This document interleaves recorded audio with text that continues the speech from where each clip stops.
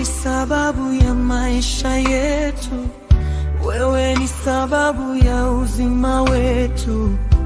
Unastahili kuabudiwa, unastahili